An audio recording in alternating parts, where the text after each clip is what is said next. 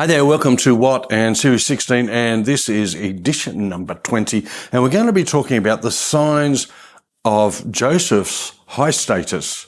We've talked about it when he was in prison and when he was in trouble and all that kind of stuff. It's totally flipped around. Reading from verse 42 of chapter 41, it says, "Then Pharaoh took his signet ring off his hand and put it on Joseph's hand, and he clothed him in garments of fine linen and put a gold chain around his neck.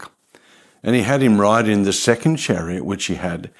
And they cried out before him, 'Bow the knee.' So he set him over all the land of Egypt. Pharaoh also said to Joseph, 'I am Pharaoh, and without your consent no man may lift his hand or foot in all the land of Egypt.'" There's a lot in this particular passage. And it says there that Pharaoh took his signet ring off his hand and he put it on Joseph's hand. The signet ring was the expression of Pharaoh's authority. Now, Joseph had that authority. Once he wore the shackles of a prisoner, now he had the signet ring of the Pharaoh. It's a really big change when you think about it. He clothed him in garments of fine linen. And again, once Joseph had had the rags in the dungeon, now he had wonderful apparel and garments of fine linen. He put a gold chain around his neck. Once Joseph had been in the chains of a slave, and now he had a gold chain around his neck. He let him ride in the second chariot. Joseph once walked as a slave, probably behind everybody else. Now he travelled in style, and he enjoyed great affluence. It says there, "Without your consent, no man may lift his hand or foot." This expresses, again, the idea of the amazing authority that Joseph had got. Joseph once could only obey orders. Now he's the one who has total authority to give any order. In these ways, Joseph illustrates the child of God. The believers in Jesus are given authority, apparel, adornment, and affluence. I know it doesn't sometimes feel like that, but that's the reality. Yet in an even greater way, Joseph is a picture of Jesus Christ in who he is and what he's done, and in the place that he should have in our life. Remember, Jesus is the messenger from God. Jesus speaks the truth about the future, and just like Joseph did. The plan of Jesus provides bread for life. The believer must choose to recognize the authority of Jesus. You see the comparisons there, and we need to take those on board. Joseph is then given a name and a wife. And Pharaoh called Joseph's name Zaphnath-Paneah, and he gave him as a wife Asenath, the daughter of Potipharah, priest of On.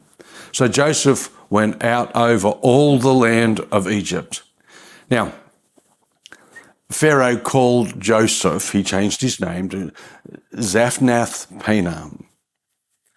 Jewish legends say that each letter of Joseph's Egyptian name meant something. Linking them all together, these legends say the meaning of Joseph's name was seer, redeemer, prophet, supporter, interpreter of dreams, clever, discreet, and wise. I don't know how they work all of that out, but that's apparently the meaning. More likely, the name means God speaks and he lives, referring to God's word coming through Joseph, his own preservation, and the way that he preserved both Egypt and the whole region, in fact. And he gave to him a wife, Asenath. Jewish legends, or fabrications really, say that Asenath was really the daughter of Dinah and Shechem, who was many years earlier abandoned at the border of Egypt, then adopted into the family of an Egyptian priest. Again, that is conjecture. Joseph's life as prime minister goes on in verses 46 to 49. And I suppose prime minister is the term that we would understand from his capacity of leadership. So the 7 years of plenty comes to pass. Joseph was 30 years old when he stood before Pharaoh, king of Egypt. And Joseph went out from the presence of Pharaoh and went throughout the land of Egypt. Now in the 7 plentiful years, the ground brought forth abundantly. So he gathered up all of the food of the 7 years which were in the land of Egypt and laid up food in the cities. He laid up in every city the food of the fields which surrounded them. Joseph gathered very much grain, as the sand of the sea, until he stopped counting for it. It was immeasurable. It's a bit mind-blowing when you think of it, isn't it? It says that Joseph was 30 years old when he stood before Pharaoh. Joseph was a young man to have such amazing authority. Even today, our politicians are usually much older than that. Yet he had been in God's school of trust deepening and character development for his whole life. He was sold as a slave at about the age of 17. He gathered up all of the food of the 7 years which were in the land of Egypt. Joseph did what was right. He followed through and stored up the grain during those 7 years of plenty. This was a significant logistic and accounting challenge to gather and measure and account for and store so much grain.